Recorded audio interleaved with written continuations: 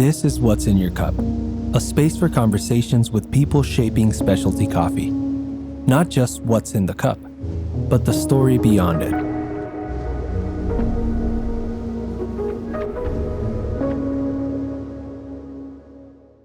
I think of coffee sometimes in experiences, not always in flavor.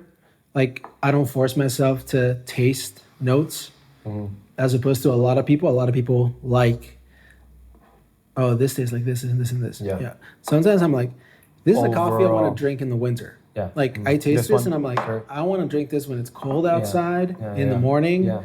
Because it's something I can just sip on. It's got that kind of like some spice going on. Yeah. Like some sort of, not cinnamon, but like persimmon or like something like Chinese 5-spice type of thing. Yeah, it's good. I like it a lot. It's interesting because the acidity hits you first and then it's like super sweet and round. And the acidity kind of goes away. It's just like this round, sweet body. Yeah. It's an interesting coffee. I like it a lot. Dude, thank you so much for making the time, for being here. Yeah, absolutely. I can talk about this all day.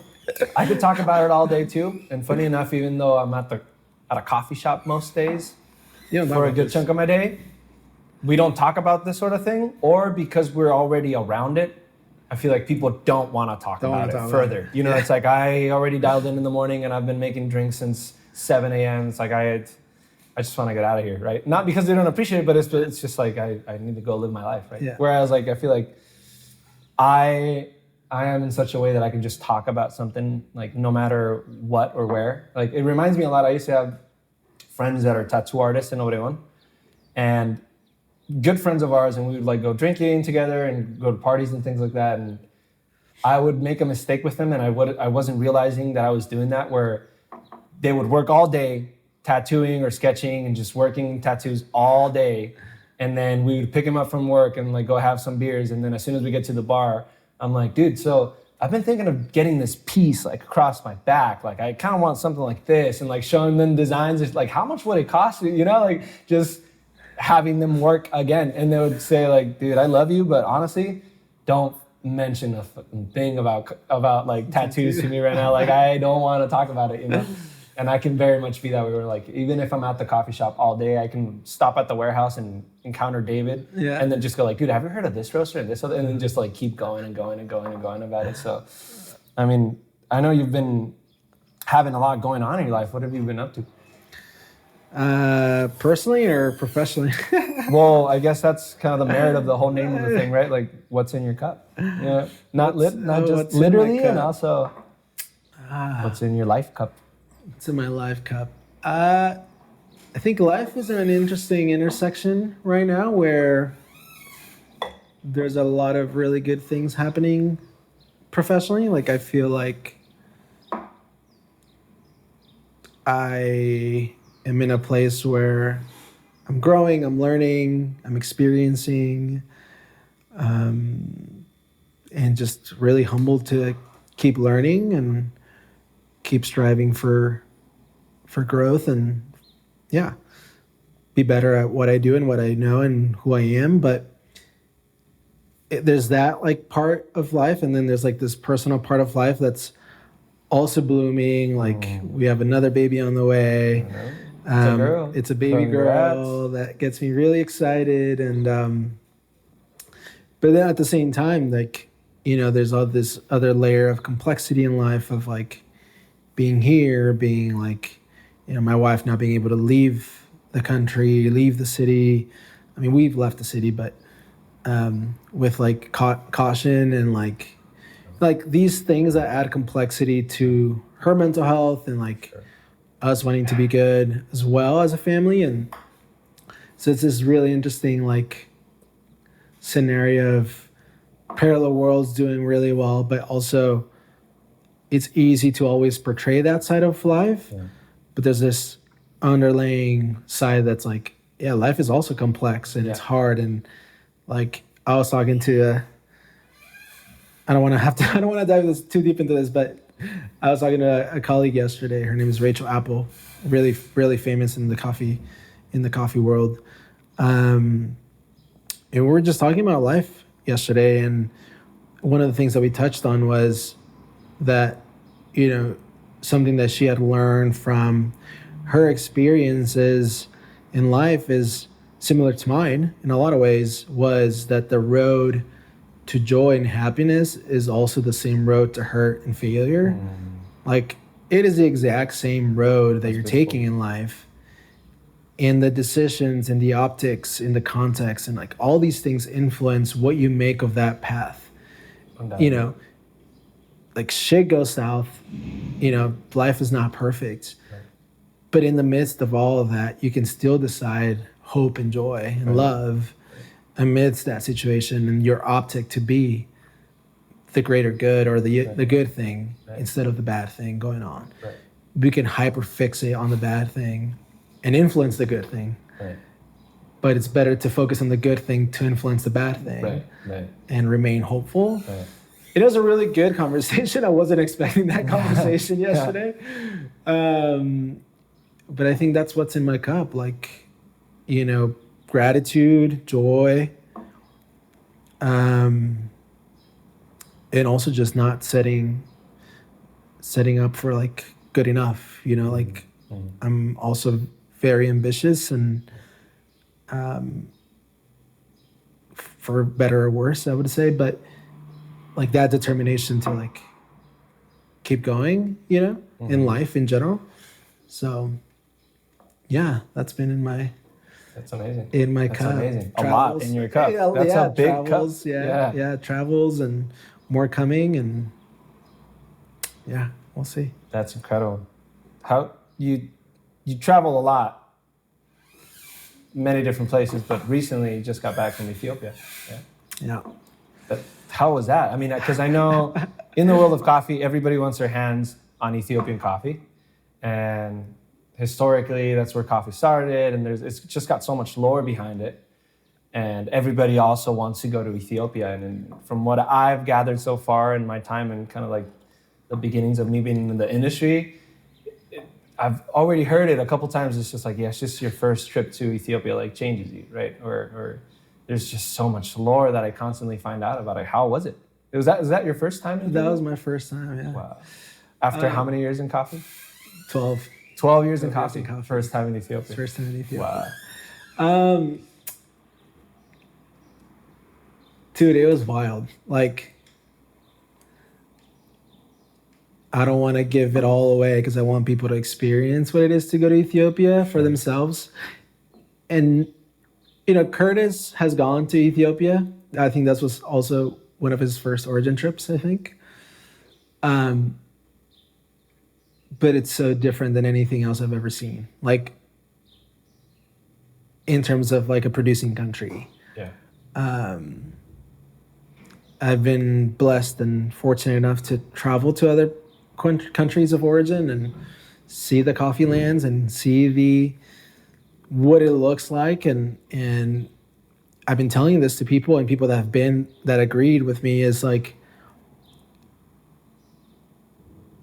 in a coffee producing country, you kind of know or can tell when you've entered the coffee lands. Like, it looks a certain way. Yeah. Like the greenery, the landscape, the climate, everything changes completely. Yeah, you can determine when it kind of starts, basically. Yeah, you kind of start seeing trees, and you know what the trees look like, and you know that, it looks a certain way. Yeah. And you have that notion, like you have that preconceived notion every time you go to another origin of like, okay, now we've entered, I can tell. Uh-huh. In Ethiopia, for me, I mean, there's a lot of factors that influence this. I was exhausted from traveling, but it physically looks different. Like, you've entered Guji, and, like Guji or Yirgacheffe or, whatever. You see Ethiopia, you see Guji, you see Yirgacheffe, it's like, I need to go there. Mm-hmm.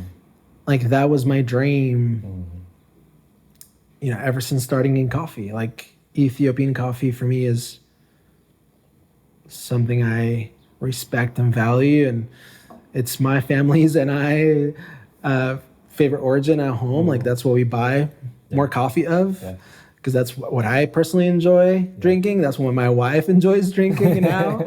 She's got fancy taste. Dude, she's like, I want a natural geisha. And I'm like, from Ethiopia. And I'm like, all right.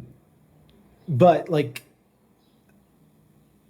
seeing that on a label and then entering Guji in a car in Ethiopia, like in this Toyota Land Cruiser, entering Guji, my mind was like, I'm expecting like fireworks and like flags waving Guji, you know, like sure. Like on your insides, it's so special. Yeah, because to me, on my side, in my world, like a cup of Guji, a cup of Yirgacheffe coffee from Ethiopia is like everything, right? And so seeing that in person was a shock, but in a good way, like countercultural in a lot of ways. Because like, you know, you go to Mexico and you go to Chiapas, you're getting like signage the entire time of like... Sure. Like where you're at, what you're entering, how long it is until you get to certain regions. Exactly. Or toll booths, or, you know, just there's always something that's like delineating your trip along the way, in a way. Or, you know, Región Cafetalera, or, you know, all these things that sort of entrando a Región Cafetalera, or Ruta del Café. Right. Like all these things that build momentum. Special. Making it special. And maybe I just don't speak the language in Ethiopia and couldn't read it. Right. That could have also influenced that. True. But physically, and I forget this, like when I was there, like I'm at the like the book you read, I'm at the core, I'm at the origin, at the place of birth of Arabica coffee. Right. So this is the origin. Like this is the original version of everything else that I've seen is a replica of this. Yeah. Everything else was man-made. Right. Like someone had to plant a seed. Right. Somebody had to get hold of a seed, take it somewhere, plant it, try to artificially make an industry out of it. Adapt it to that soil, adapt it to that land, adapt it to that region, microclimate, whatever. You know, they have to do that. Right. Ethiopia doesn't. It just grows. Yeah. So you're entering Guji, and it's like someone's house, and there's coffee in his backyard. And you're just like, oh. So it's like, you know, and I think I told you this when we saw each other last week. It's like going to Mexico and seeing agave in someone's backyard. Yeah, it's just there. It's just always there. It's just there. For some reason or another. It reminds me in Sonora, like people have mango trees. Yeah. It's just that, I don't know, it just was planted a long time ago, or sometimes it's like, I don't know, it just kind of got here and something started growing and my grandma watered it and then it turned into a mango tree. And now those mango trees feed us and sometimes the house next to us because some of the mangoes drip over to their side. And it's like, it was so natural. They don't even sell the mangoes. I mean, sometimes, but a lot of the people that have the mangoes in the backyard is just like, we have a mango tree for us and our friends and stuff, but never think much of it, you know? Yeah. What's wild is that, I mean, I can talk about Ethiopia for a long time, but they also roast and brew. At home? At home. Like whatever they pick. They roast and they brew. Yeah, I guess, you know. And that to me is like, fuck, like I'm at the origin, I'm at the core of why this exists. Yeah. And if you go to Mexico, you go to Peru, you go to Colombia, like for a very rural producer to pick their coffee, roast, and brew themselves is very, very, very rare. Really? Even for a producer to know what its coffee tastes like is very, very rare. Wow. Coffee producers oftentimes, or pickers or farmers, don't even know what their product tastes like. You know, when I was in Peru, like, I did this anaerobic this past year for the first time, and I just sold it and sold really well, and people loved it. And I'm like, but you've never tried it? And I'm like, no. But you know how to process some of the best coffee I've ever tried. And it's like, thank you, but I don't know. To me, like, that's mind-blowing. That's crazy. Normal. What do they drink at home? They don't drink. A lot of them don't even drink coffee. And then if they do, it's usually instant, especially in Mexico. Oh yeah, Nescafe and all that stuff Dolca. like that. Dolca, right? You know, like that's all they're drinking at home because it's cheap, also. Right. I mean, for them, it's not convenient to consume their own product. They rather sell it. Sure. You know, why would I drink my own coffee? I can just sell it to make money. And also, like, why would I have to go to the process of like roasting it? And then buy instant coffee. Yeah. But that reality is like wild to me. That's more normal. That's typical. That's how the rest of the coffee producing world operates most of the times. Yeah. So you go to Ethiopia, people are picking their own coffee, roasting it, and brewing it. So different. And I'm like, wow. Yeah. It's just a very different culture. Right. There's a whole ritual around coffee. Like, there's this whole, like, first of all, women are the ones in charge of making coffee, roasting it and brewing it. Wow. It is a cultural factor. If there is not a woman in the house, then the men can make it. But typically, out of respect and honor, it has to be a woman. Wow. So that concept alone is like, this is not just something you do. No. Like, if it's just you and I waking up in Ethiopia, it's like, we can't. It's cultural. Wow. So I didn't consider that part. So yeah, if you just wake up, you just can't. You gotta wait. Yeah. There's a woman in the house. The woman has to brew it. We were at the conference that we went to, and they said, we all know this song. And it was a song that they played. And I tried to reflect what song that could be for us in Mexico, but I couldn't remember. But they play a song, and I'll probably find it and I'll send it to you. And for them, coffee was a part of everyday ritual and everyday life. And you knew that coffee played a certain role in your morning, depending on when the song was played while they were brewing coffee, at the same time that you knew you had to get ready for school. So coffee wasn't just like something you drank transactionally, like we do. It dictates the pace of the day. It dictates like, okay, now we're ready. Like, we've had coffee, we've enjoyed coffee, it's time to go. Yeah. Wow. So like, things slow down around coffee. Like, it is not... Or things slow around it, you know? Yeah. It's just based around if it's ready, if it's done, or when the woman in the house is gonna make the cup, or et cetera. Now that I think about it, you know, like, most of the shops in the rural places brew it on demand. So there is a ritual around it, like roasting it, brewing it, and then serving it. They light up some incense. You're smelling that incense the entire time that you're drinking the coffee as well. Is that something they always do? Most of the times. I'll show you a photo. I just got a photo developed. Sure. Oh, that'd be cool. Photo. And it's the woman pouring the coffee with the incense going. It's crazy. I'll show you. Very cool. I'll throw it up on the video. Yeah. I'll show you. It's crazy. And you're smelling the incense. They don't care about, I mean, if it was me, like messing with the aromatics. They don't care. How we would be like, don't wear perfume to the cupping. Right. Don't wear cologne to the cupping. They're like, fuck it. This is part of our culture. Yeah. We light up this incense, and you enjoy the cup that you're having. Yeah. And you can add sugar. You know, they pass around like a little cup of sugar. So I'm like, they're not snobs about what they're drinking. Like, they're not being anal about, don't add sugar to my coffee. Right. Don't, It's not even about that. It's about the whole entire significance that it has in their life. Yeah. And about so many more things around it, right? And I'm sure the memories that Ethiopians have around coffee is just embedded into their whole entire culture and their whole entire like day-to-day life in such a way.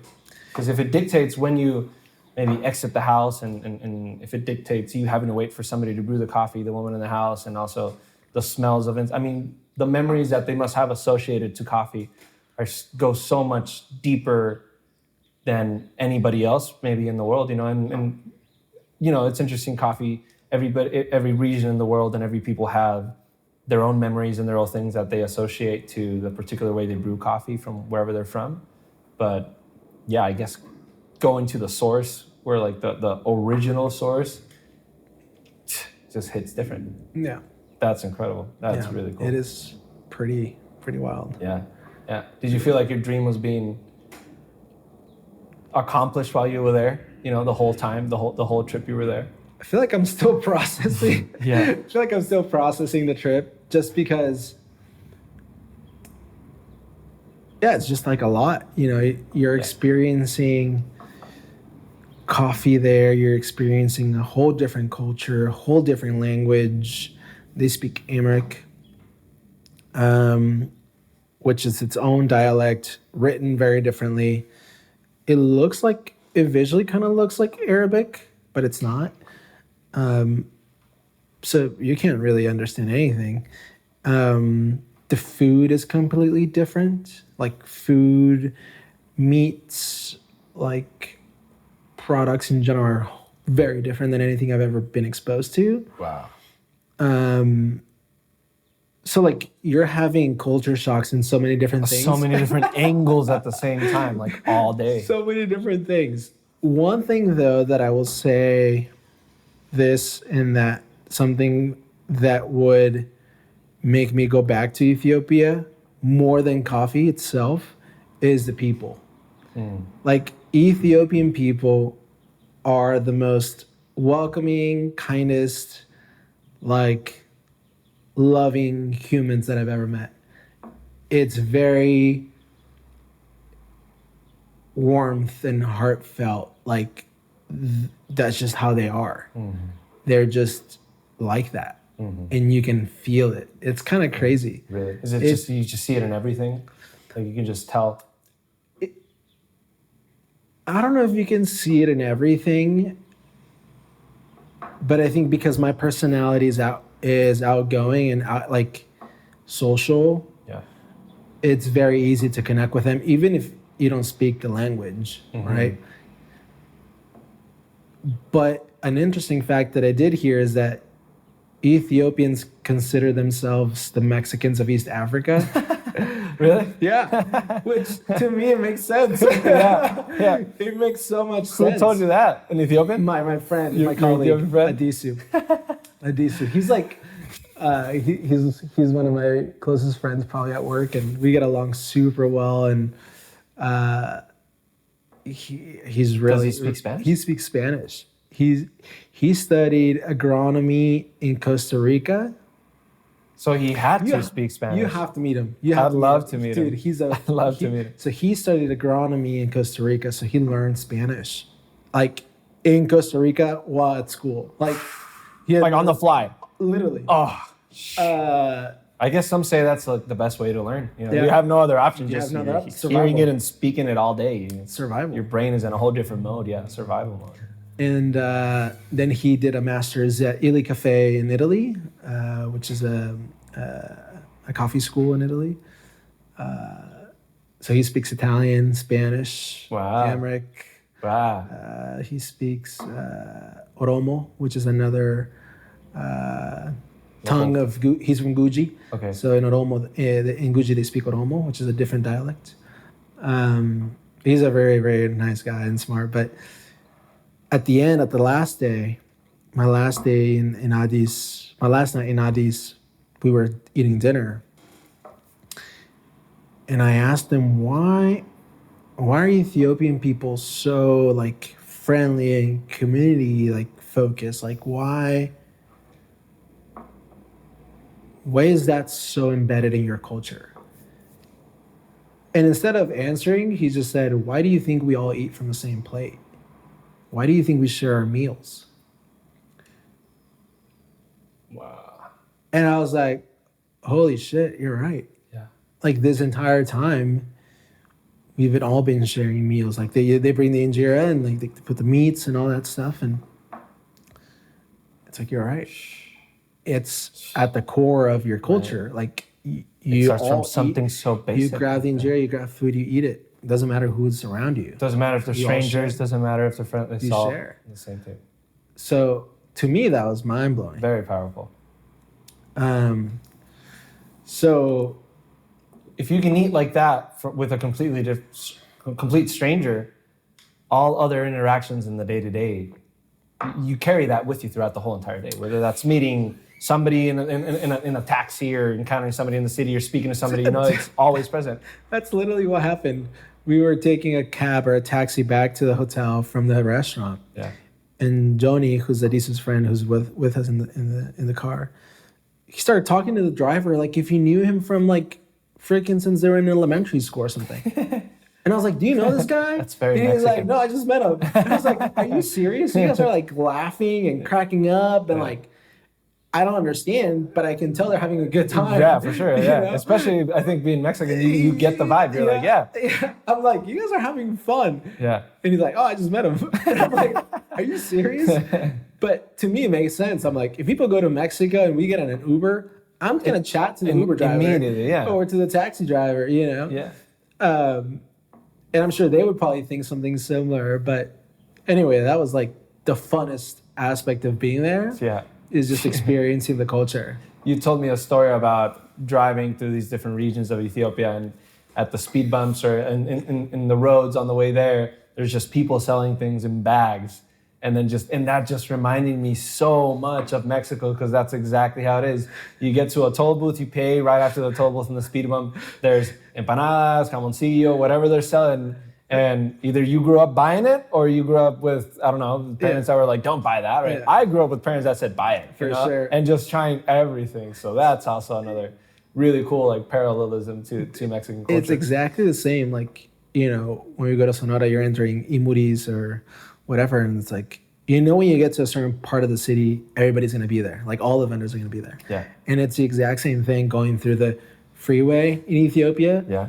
And passing through those towns, like there's people there selling stuff and selling, you know, food and produce and like you're seeing camels on one side and like, you know, it's crazy. A stray coffee plant on the other, It's casually. It's crazy. It's crazy. That's such a huge culture shock. Like you said, just like left and right from all angles, just constantly all day, just culture shock. I would have been unstoppable in Ethiopia, especially with the food. It's just like, I don't know what that is. I'll eat it. I'll eat everything, you know. Yeah. How was that? Did you ever get sick? I didn't get sick, thankfully. Was it your Mexican Latino genes and stomach that maybe were? That's what I think. That's what I think, honestly. Because I never get sick, and me neither. I never get sick on suspect trips. this because of that. Maybe that's just my Mexican side, but Or because we always have Coca-Cola with the you know how they say that. Yeah, probably. But I did pack meds just in case. But there were several colleagues and friends and roasters on the trip that they did get sick. It's origin known for people to get sick on the trips, just because you're eating foods that you're not used to, or your body just doesn't react the best way to a lot of the way things are cooked and handled.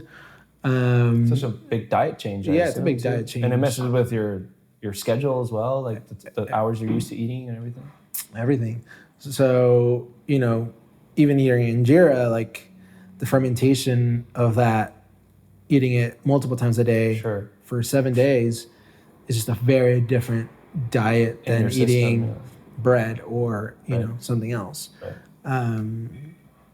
Your body is just not used to it, and but thankfully I didn't get sick. I try to be diligent of the things. I was eating everything, but still being like kind of diligent. Watchful. Yeah, exactly. Kind of watchful a little bit. Yeah. Yeah. But the food was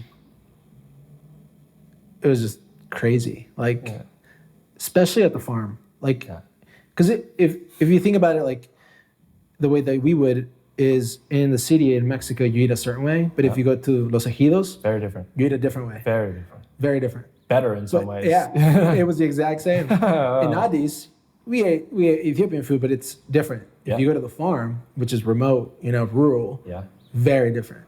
So everything you're trying, if you go to a restaurant in Mexico, you're not gonna eat, I don't know, like gallina pinta. Right. That's not gonna be on the menu. Right. But if you go to an ejido, they might make you a gallina pinta. Yeah. Which is the exact same thing. Right. So I'm eating things that I would never see in the menu in Addis, in the capital. That's so cool.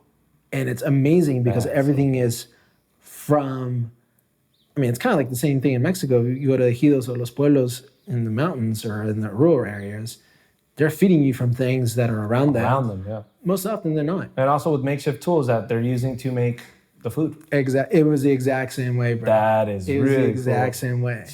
So you probably got to try some stuff that maybe even some people from Addis haven't even tried yet, probably, you know? Yeah. Because in Mexico, if you grew up around a city and you don't have any relatives that are farmers or into like agriculture or like rural things, have a ranch or something, you know of the dish, but you haven't tried it. Yeah. Or like just things that are native to that region, right? Like for me or for us. Yeah, north, south, central. Certain types of corns, corn is abundant in Sonora, but if you go to the south of the country, it's a different type of corn. Very different type of corn, yeah.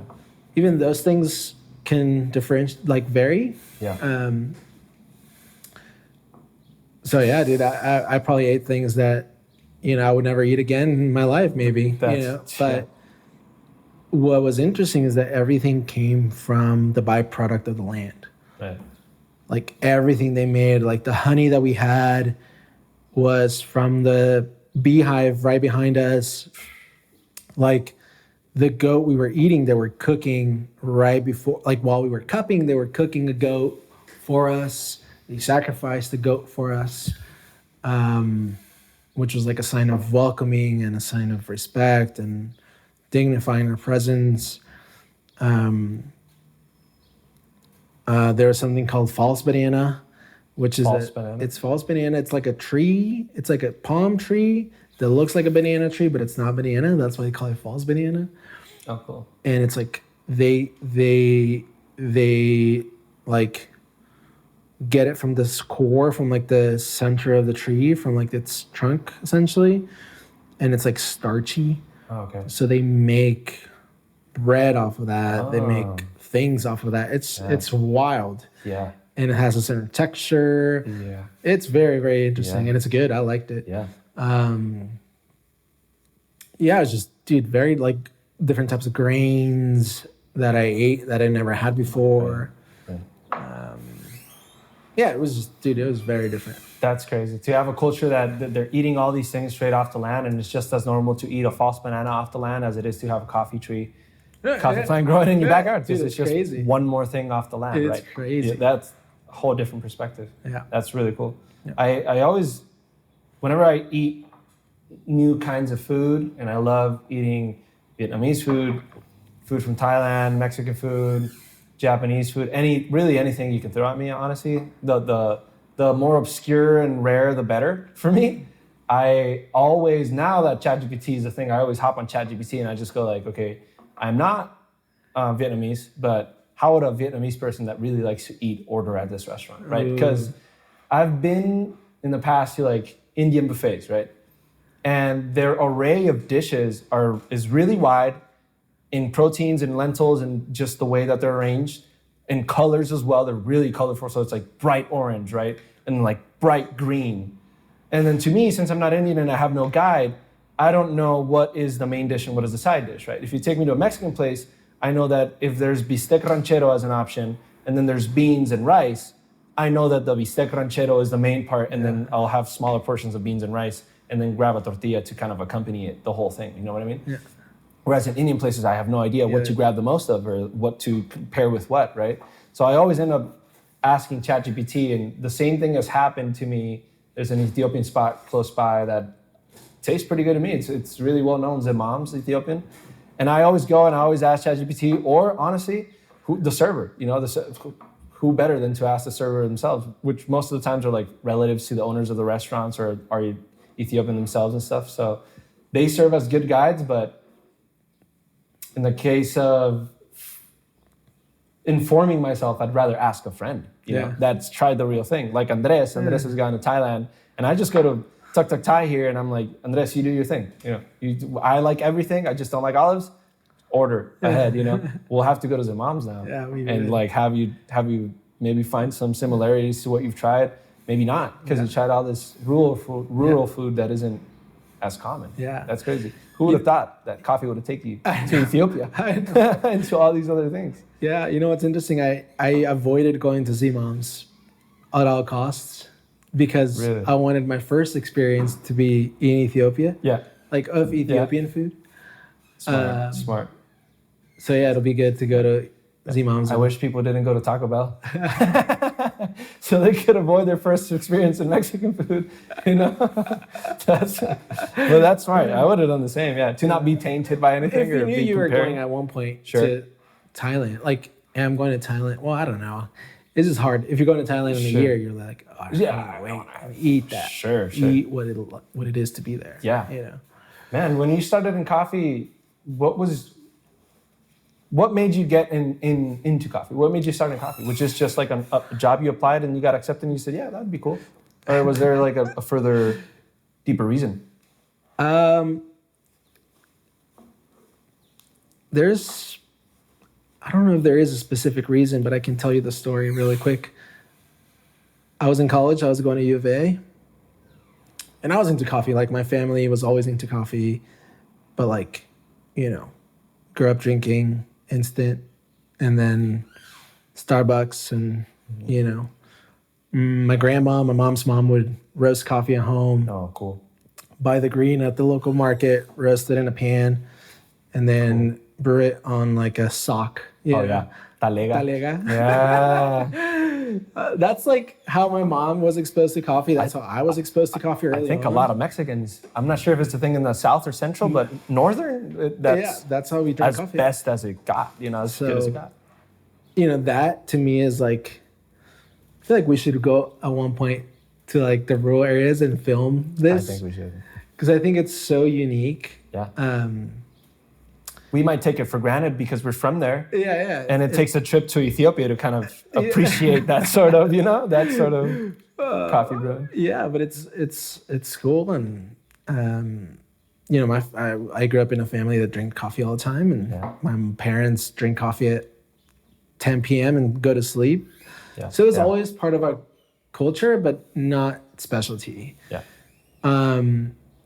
My sister at that point saw something on social media. I can't remember if it was Facebook or Instagram. Presta was doing their first ever throwdown, latte art throwdown, because they were opening First Ave. Oh, dang. And it was like a throwdown party. Cool. And she was like, should we go? And I was like, sure. Like, Just because of the party and to see something different? I don't know. I think I need to ask her. Like, I just think she just saw it and was like, oh, Presta Coffee, we should go. We used to go to like local coffee shops. Oh, okay.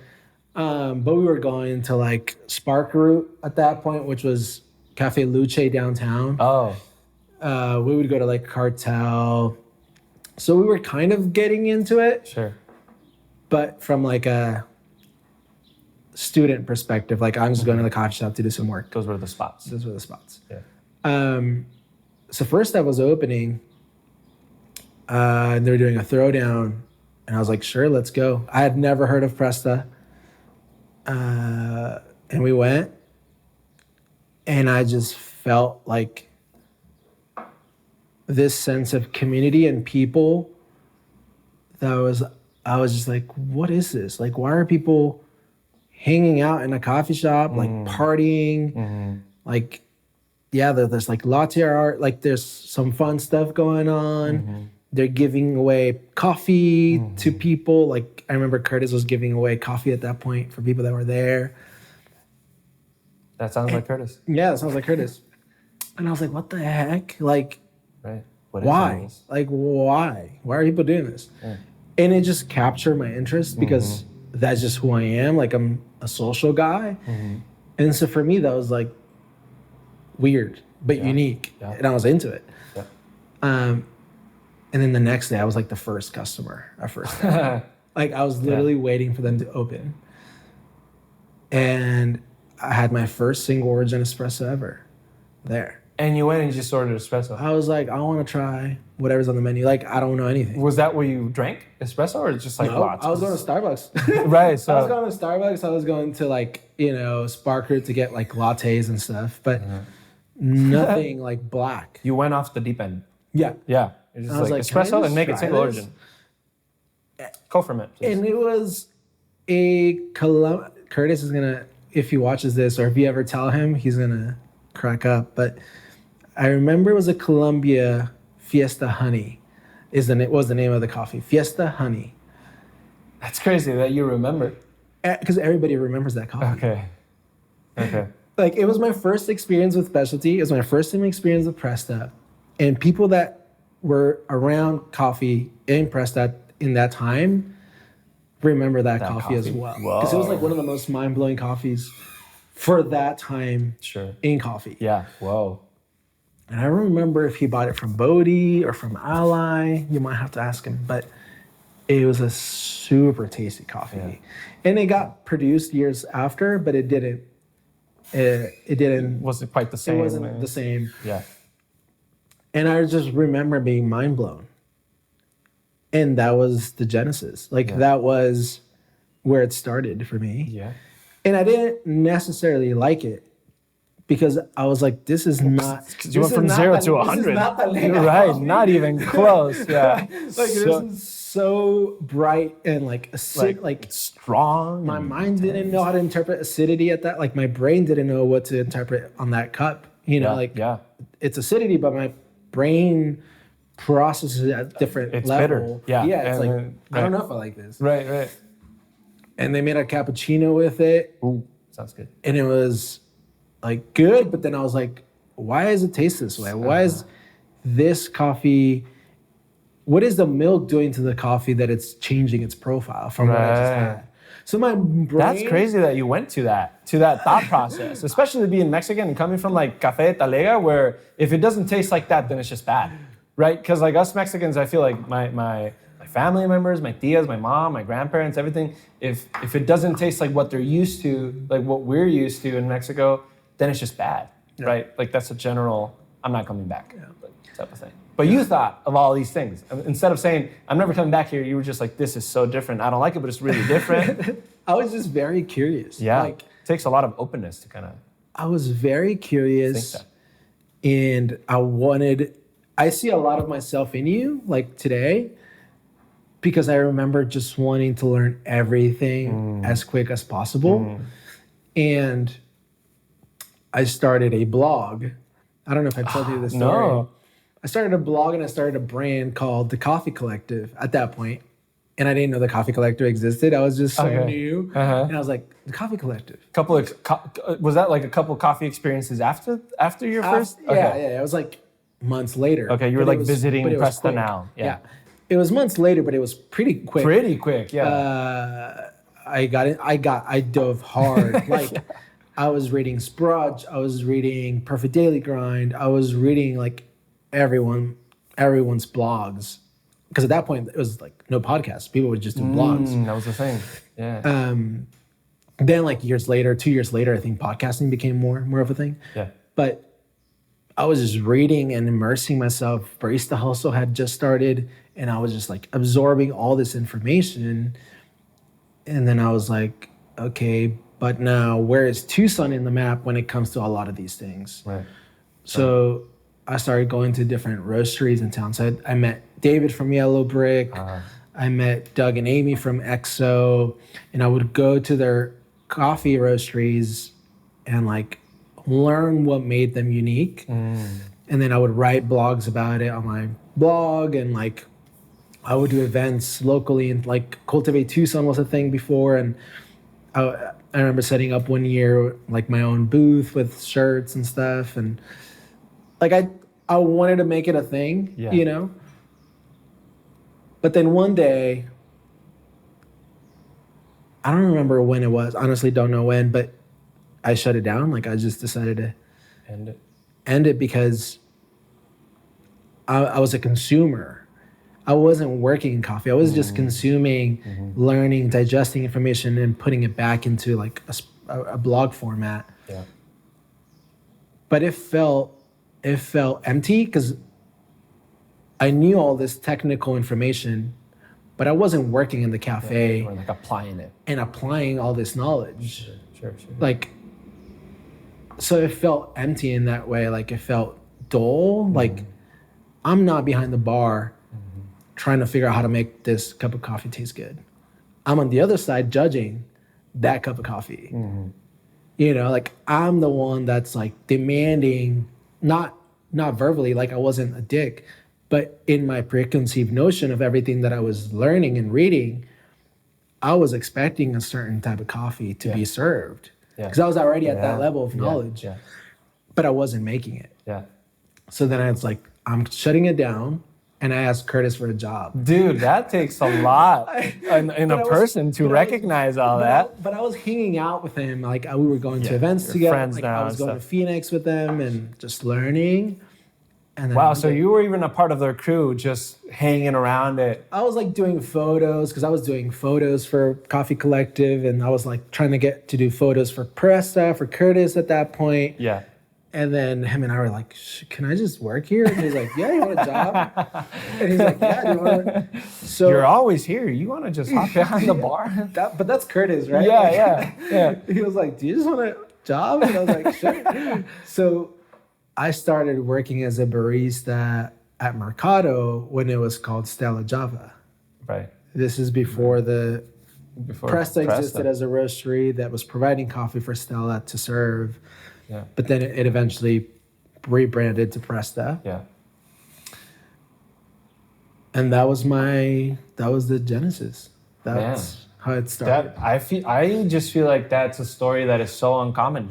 I feel like, honestly, I'm sure when coffee kind of sparks that curiosity and that fire in you, I feel like it's impossible to ignore it because all the other cups of coffee you've had before in your life before that point are never the same after that first cup where it kind of just clicked and you went, what is this, right? Because you've had it so much throughout your whole entire life, whether that be culturally because you're Mexican or et cetera, et cetera. And once you have like a good cup of specialty, whatever that good is to you, and that just sparks that fire, it's impossible to ignore. But I just feel like not a lot of people tackle it the same way you did, you know? Where it's just like, I'm gonna start going, I'm gonna start a blog, I'm gonna start learning, and then grow into that, and then be able to say, but I'm not behind the bar. So who am I to be speaking right now? And feeling the need to kind of involve yourself. So that's admirable, honestly. That's cool. Thank you. That's cool.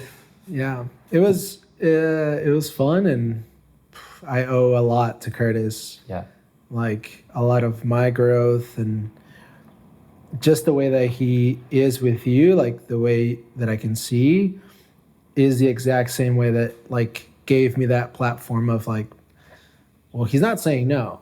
Yeah, and I'm desperate. To learn and do. So I'm just gonna go for it. That's so that was me. Like I would just say, hey Curtis, I wanna go to this like barista boot camp.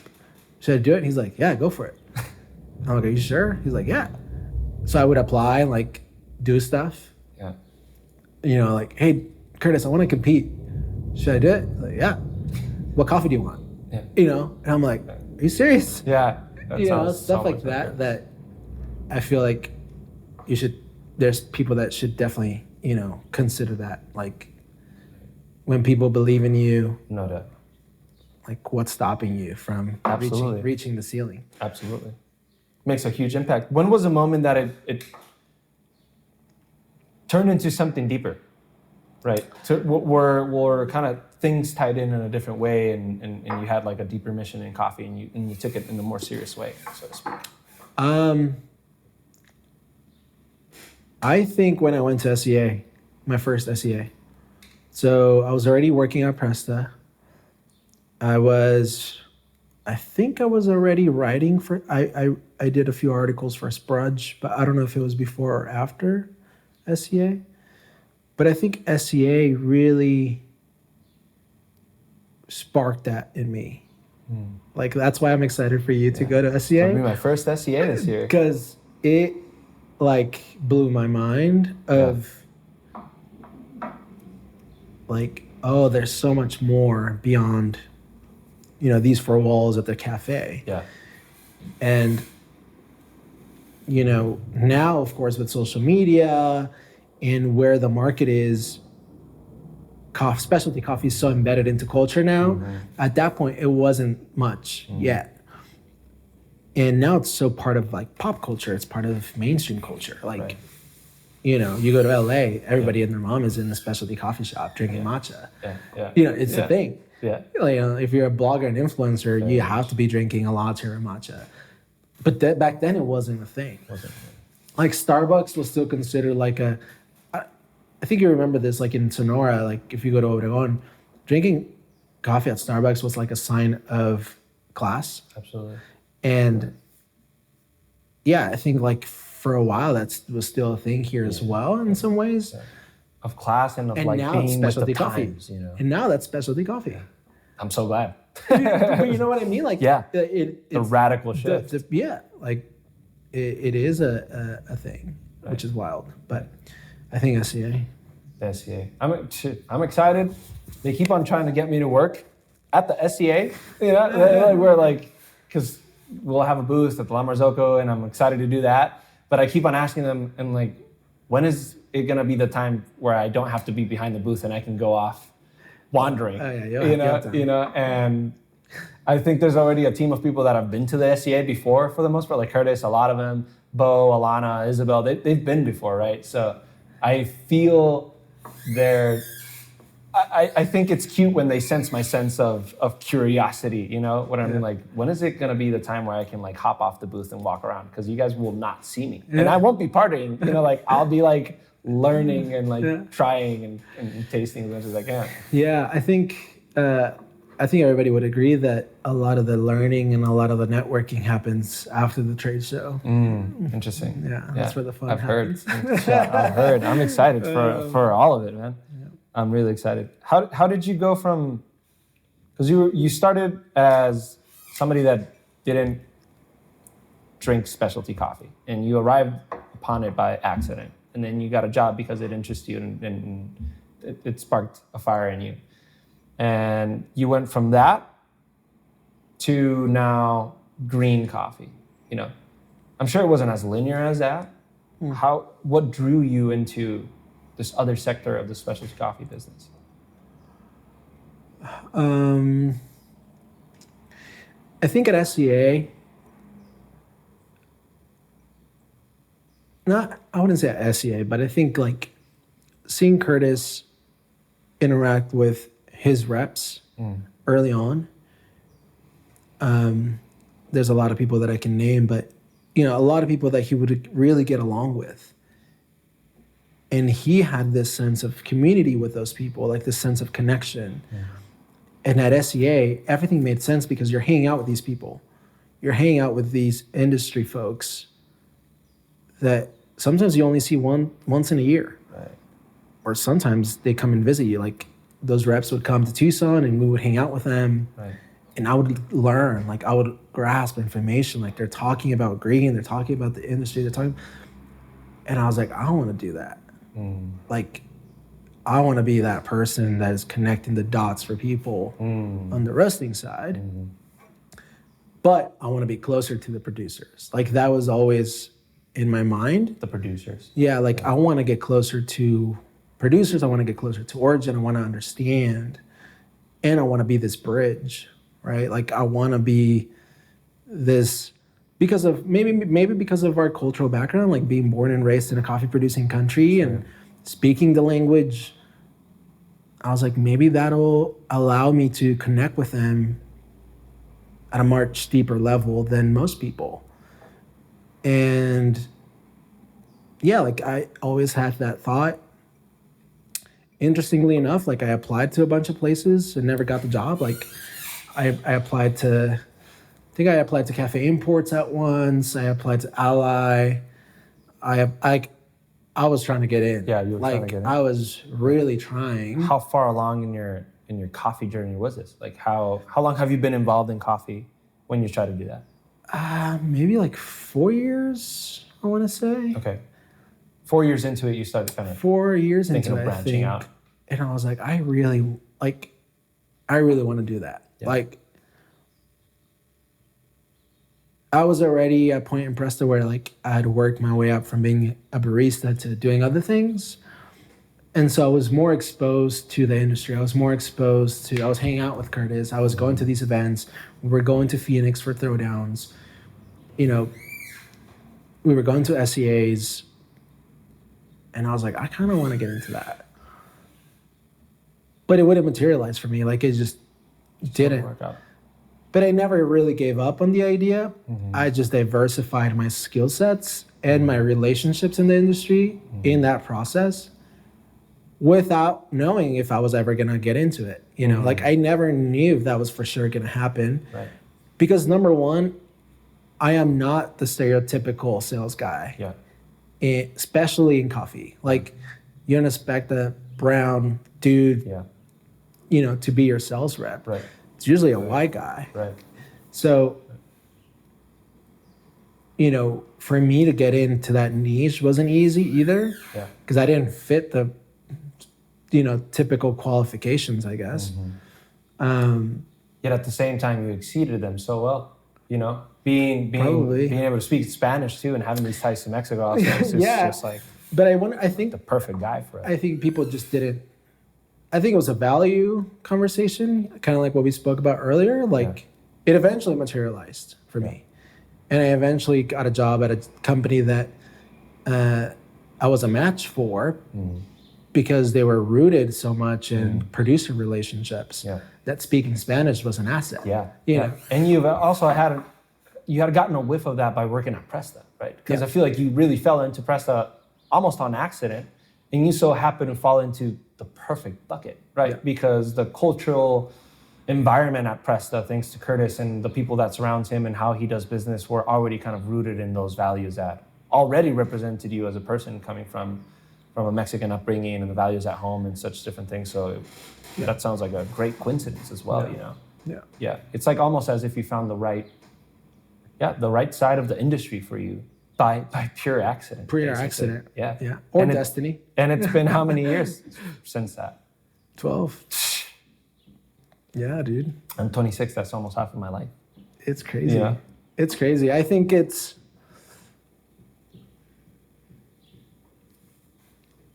You know, I think back of David starting as a barista,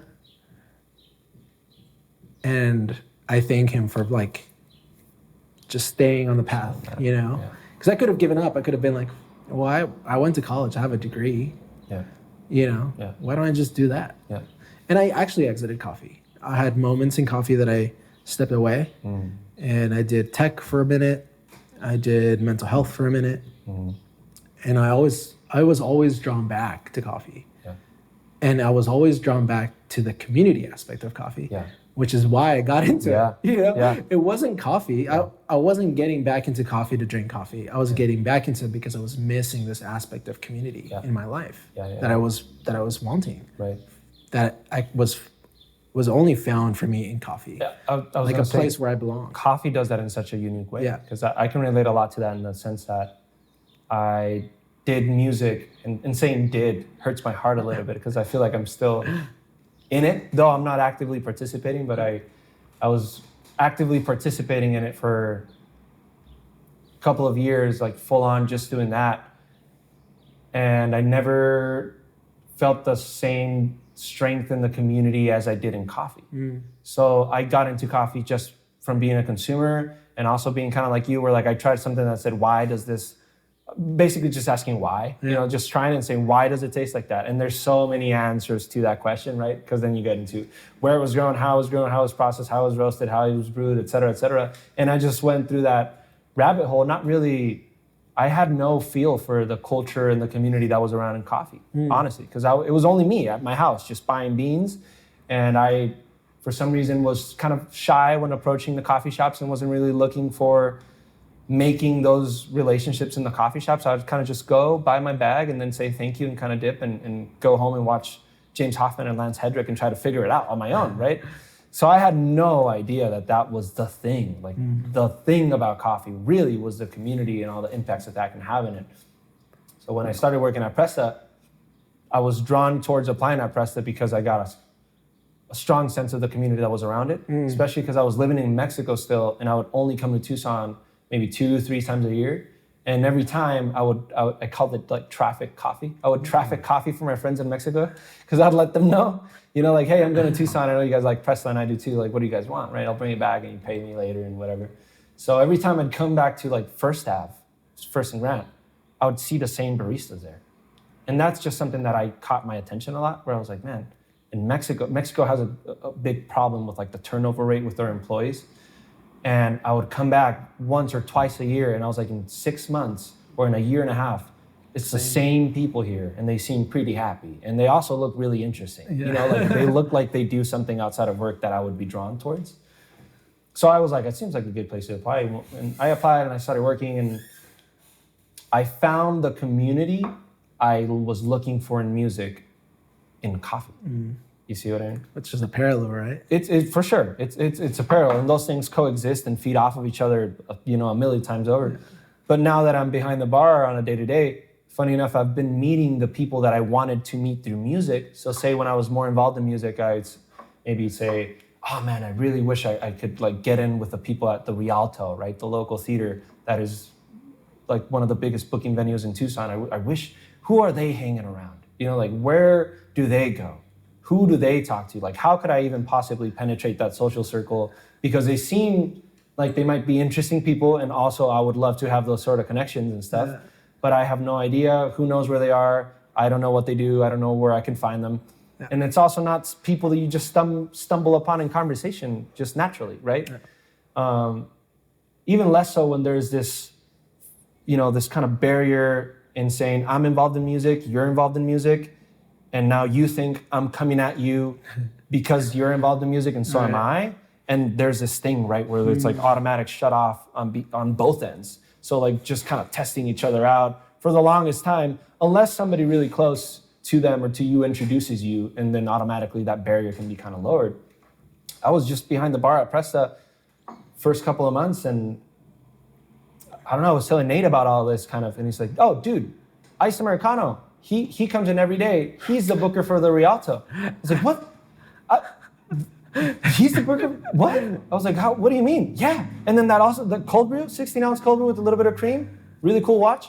Yeah, he's a booker too for like a new event. And I was like, wow, that's crazy. And I'd been already dealing with them on a human level through a counter, and I had no idea. That's crazy. You know, that I was meeting the people that I wanted to meet in music. I was meeting them through coffee, which awesome. I'd never crossed my mind, right? And that has happened not only with people that are in music, but with 1,000 different types of people that do different things, different sorts of arts or different sorts of ventures and stuff. And I don't think I would have ever been able to call them my acquaintance or my friend had it not been through coffee, honestly. Because if I would have tried to do it through music, I think there would have been that kind of bias on both ends of saying, who are you in music and who am I and what are you trying to get from me and et cetera. And the bar really kind of completely eliminates that, where it's just on a human level, hey man, good morning, how's it going? You know, and like, I don't know what you do. I'm just a barista and I'm here to serve you good coffee and just be a good person. Like, let's start there. Yeah. And then we can figure out what you're into and maybe I'm into it too. And then we can get to talking about that if even, because even after I found out that Iced Americano did some work for the Rialto, it took every ounce of strength and fiber in my body to not bring it up. Yeah. Because I didn't want to ruin that. You know, I didn't kind of want to spill over because I said, wow, I think I wouldn't have given myself the opportunity to get to know this person on a personal human level outside of coffee either. As in, I was also the problem, right? Yeah. Like if I would have met this person through music, I would have only come at them through that perspective of like music and who you're booking and who you're hanging out with and all these other questions, and not just, what's up, man? Good morning. How are you? And then the question while they're paying, what do you have going on with your day? Oh, you teach? Oh, that's cool. Oh, you're visiting your grandma? Just like the basic things, you know? So it's taught me a lot of that, of community. And it's funny how it's drawn you towards coffee too, you know? Yeah. You know, especially when you reach outside of that like sphere, like then you start gaining also like a national community or an international community in coffee. And then it becomes even more exciting. And then like like-minded people as well, it seems like. Yeah, like, you know, the bag that we just looked at earlier, like meeting Marco from Three Marks Coffee, like this Italian guy who lives in Barcelona, is now like homies. And he's like, dude, next time you come to Barcelona, like you have a place. Yeah. And to me, that's like, shit. You know, like there's now this network and community and we're all passionate about one thing, which unites us. Yeah. But everything else is what also is really interesting. Yeah. I was talking to Paulina, who now, my wife that also works at Pressa now. I was telling her how I value and I admire how guarded the specialty coffee industry is in terms of like morale and values and overall, I guess vibe is like the trendy word to describe it. Because I feel like for the most part, and I'm sure there's some people here and there that don't maybe abide by that and whatever, but for the most part, it seems to be people in specialty coffee don't really want to do business or don't really want to hang around with people that aren't just good people to begin with, you know? And I feel like it's an industry that's been very wary of maintaining people that aren't that way, that don't have those same values. It's like, we don't really do that here, you know? Like, that's not how things are done. Like, we don't like it. And that doesn't happen. Where I feel like any other industry, because coffee's just, it's a good, like any other, that can be found, I don't know, some other, it could have been the metal industry, you know, some sort of precious metals. But a couple bad apples got into that industry that were super greedy and had no values and didn't really care about that aspect. And then that maybe, and I mean, I know nothing about the metal industry, but maybe that's the vibe in the metal industry, right? Where they don't all get along and it's not all with the same philosophical and moral goals. But yet specialty coffee seems to be such an industry where you can thrive in, you can have a career, you can have a life around it, and also it be a good life, you know, surrounded by good people. We use this term, like, and you know it now, like Pokemons, you know, whenever I just find these friends that I'm like, dude, you're just like a legendary Pokemon, a rare find. You know, like a rare find, like you excel in your field and you're a great person and you're just like a legendary Pokemon.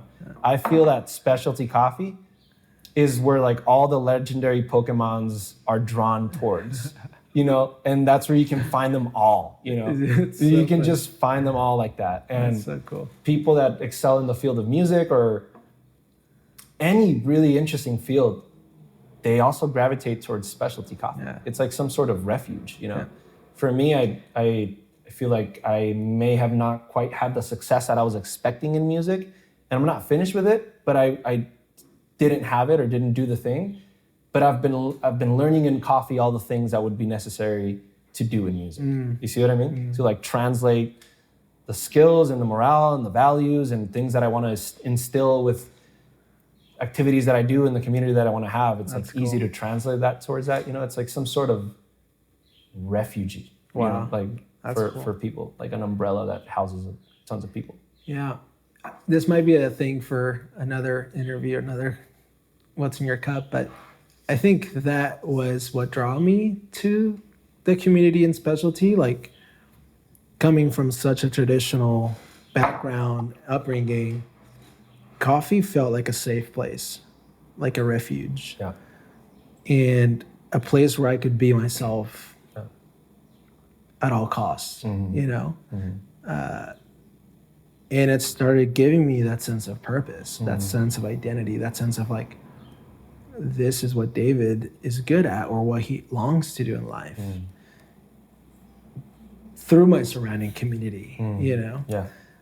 Because coffee as a product and as a, you know, perishable product and fruit and all those things, it doesn't do that. It's the people at the end of the day. So you've been involved in the industry for so long and in so different roles, and I'm sure you've seen so many different trends and uprisings and downrisings and good moments and bad moments and et cetera, et cetera. What are you kind of seeing in the industry right now on your side of the industry, which is green coffee, trend-wise? Are things different? Is morale different, or is customs different, or practices or ways of doing it? I don't know. Yeah, I think the industry is evolving a lot, all the way from production to roasting to consumption to trends to everything. Everything is evolving. The consumer market oftentimes dictates that, but also natural resources and natural consequences and natural things like climate, weather, politics, you know, man-influenced outcomes change that outcome and change what the industry is like today. At a macro and micro level, I think coffee at some point will no longer be a commodity. I don't know when that's going to happen. Interesting. But coffee will be a luxury at some point because of what we're experiencing with the weather and climate conditions is forcing producers to operate and produce coffee in a very different way than ever before. That has repercussions in other things like pricing and what roasters pay for coffee and what consumers pay for coffee. So I think coffee, as it's already portrayed, we were talking about this kind of jokingly around, but you go to LA, you go to New York, you're paying, $12, $14, $15 for a latte. It's a luxury product now. Yeah. It's a beer. It's like when we consume beer, when we consume wine, we're willing to pay a premium because it is a perceived notion of the intrinsic value of that product. Yeah. And coffee, eventually, I think we'll get to that point where, the bag of coffee is no longer $25. Maybe it'll be $40, $50. Who knows? Right. That'll be the standard at one point. Right. Do you feel like that'll be for benefit or for better or for worse? I don't know. I mean, I can say for better, but truthfully, we can pay more for coffee, but there's less coffee produced because of weather conditions. The yields are lower, but there'll be more coffee production. Right. I was just in Ethiopia and they were talking about investing millions of dollars in infrastructure to produce more coffee because consumption is going up. In our generation, it was rare to see, even like what Gen Z is now in coffee shops. Millennials, or I guess we weren't hanging out in specialty coffee shops at 15. Right. No. That wasn't a thing. No. You were going to Starbucks with your parents. Yeah, sure. And it was for the sweet stuff. Getting a frappe. Yeah. Now you go to a specialty coffee shop. There's 12-year-olds, 15-year-olds drinking specialty coffee. Right. Making TikToks. Right. And they may not know it, but I feel like that's their new baseline now. Oh, they may not know it, but now they know good coffee. Yeah, I want a black sesame oat milk latte. Sure. Sure. That's their standard. They don't know it, but it's steamed right. It tastes right. And they don't know it. But that's Yeah, a new baseline. Yeah, new baseline of specialty of coffee trends. Right. So, I don't know. I don't know when that's going to happen. Sure. But lots of things are changing. Right. It sounds like especially for the consumer. Never before was there so much innovation and technology for consumers. Right. Well, now they say the home barista is better than any barista at a shop. Dude. And I can see why. Yeah. There's just so much gear. There's so many resources online, and also at home, the time is unlimited for you to mess around with it, depending on your budget. Information is available. Resources.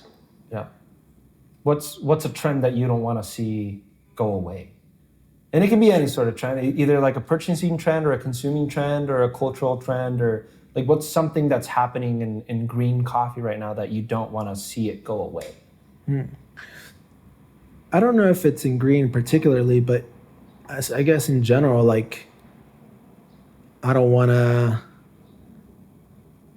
wish to not lose that sense of community that made me fall in love with coffee. Yeah.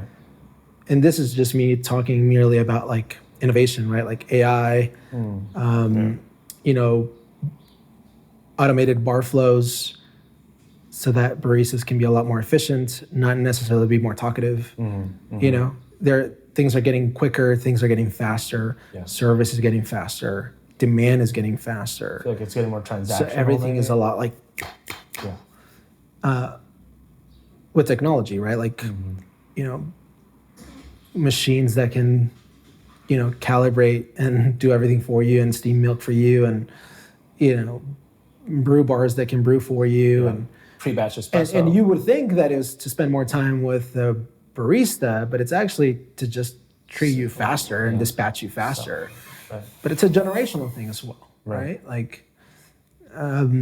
So I think it'll start fading no matter what, just because that's where innovation is going. Yeah.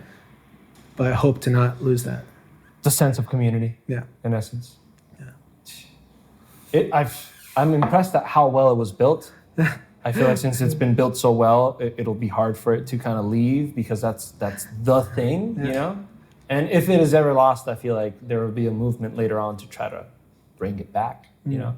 Just as maybe at one time, sitting and writing was like kind of a meditative moment for the writer to just kind of sit down and only do that one thing. Yeah. And now that we have so many more ways that are easier to write, like on your laptop and have unlimited pages and et cetera, yet we're still sometimes going back to a typewriter, right? Yeah. Because we've lost that moment of only doing that one thing and focusing that one thing conscientiously, right? Yeah. I want to ask you like one last closing question, because there can be so many podcast episodes that are just about the whole green buying aspect of things and relationships and that and how that industry works and how it impacts the producers. And there's so many more questions, but we could just go on forever and ever, honestly. And we should do another episode, I think. Do you feel that specialty coffee is in a healthy place right now or not? This is a very controversial question. Yeah. I would say that it's trying to find specialty coffee. It's trying to find its boundaries, and it hasn't been successful. This is just me speaking like at a macro level. You know, there's so much history on the way that coffee was commercialized, and those broken systems early on have influenced the today. But the today is going to influence what that's going to look like in 40, 30, 50 years from now. Yeah.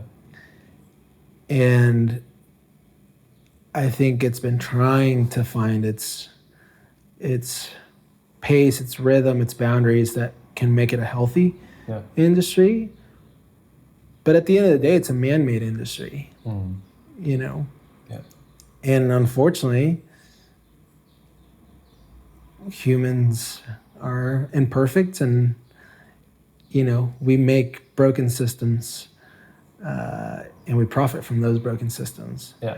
So I think there's a lot to be figured out in coffee still. Yeah. But there's people, like you said, that are thinking ethically and morally about the decisions that are taken within coffee. Yeah. But as you can imagine, there's people that are also not ethical and moral, and oftentimes those people have power and have access to dictate and steer the industry. Yeah. So, yeah, I think there's a lot there, but all that to say, I think it's trying to find its balance, and we have a major role in that process. Well, I hope it stays, and I hope it stays with all the good things we love about it, honestly, for as long as possible, however that may look like. There's a podcast done in Australia. It's called The Coffee Show with Kirk, and he closes his episodes by asking his guests to ask him a question. So if you were to have a question for me, what would that be? I got the chills. I got the chills because I see so much of myself in you. And I see so much like hunger, you know, like in a good way. Like you want to learn and grow in coffee. And I promise I'll follow up with a question, but the pace in which you're going is like speed light compared to me, at least. And if there's anything that I would say to you is what I would say to myself, like just keep going. There's a lot to be found. And I think you can find, it gives me the chills and it gets me emotional because coffee can be so much to you and you can be so much to coffee. Yeah, that's beautiful. And that's gorgeous. And you're just in the beginning and you're like years ahead of where I was. Yeah. So I guess my question is like, where do you see yourself in coffee? I'm not even sure. I feel like I'm finding it out as I go. And I've been lucky enough to have people like you that have kind of paved this road before me. And that's been immensely helpful. And like having you and having Curtis and having Blair and being at Presta has just been instrumental for like you're saying, like a speed light kind of progress. So it's been a big inspiration in that sense for sure. I mean, it's been key for that. So thank you guys. And everything I do with this openness of saying like, I'm not sure where this is going to take me. You know, more and more so in my life, I have to make decisions that are going to leave me with money because it's necessary. So I'm starting to be pressed and saying, make the decisions that are going to give you money and then worry about the rest. Coffee has let me kind of do a little bit of both, where it's like I really enjoy it and it's making me my living. And I'm just kind of like this podcast, What's in Your Cup, is like a space for people in specialty coffee to just have a conversation. Yeah. And I feel like I'm just a guy in specialty coffee that is poking around at an idea of this, like doing a podcast or just general YouTube video about things in specialty coffee. I'm not sure where it's going to take me. Maybe it'll never turn into anything, and I'll be glad and happy to look back on it and remember it fondly and saying, wow, that was cool, man. And I remember those conversations and that was great. I don't regret it at all. Yeah. Or maybe it'll turn into something else, you know? So I feel like I'm still learning so much about the industry and the different things you can do in it, and the different possibilities, also being a Spanish speaking person and a passionate person in the industry, and et cetera. So I don't know. I really don't know.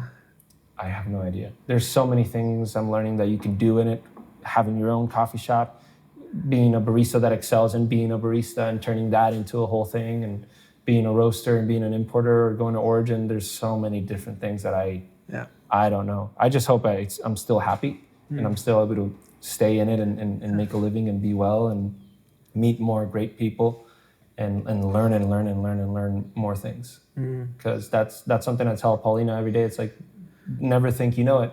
You know how espresso works, you know how to dial in the recipes, just every day, just walk in like you don't know anything, because it changes so much.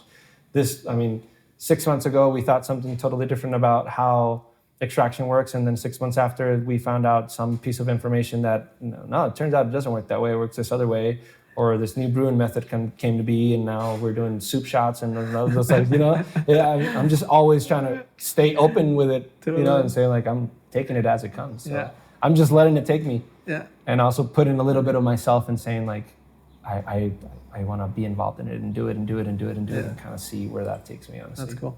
Yeah. Thank you so much for making the time and doing this. Absolutely. I know I've been meaning to do it for a while, and I've been telling you ideas about it. And I enjoy this. I think I had a day where I was like consolidating the idea with more strength and more maturity, and saying like, okay, if I'm going to do it, especially with the SEA coming up, that really kind of put like a fire underneath my ass, you know, and saying like, I want to go there and be able to talk to more people and put it out there and just, put more content about this out there. That's cool. And I'm not going to be able to do that if I just go to the SEA and saying, well, I want to start a YouTube video channel, you know, like it has to be something tangible already, and saying like, this is what it's been, you know?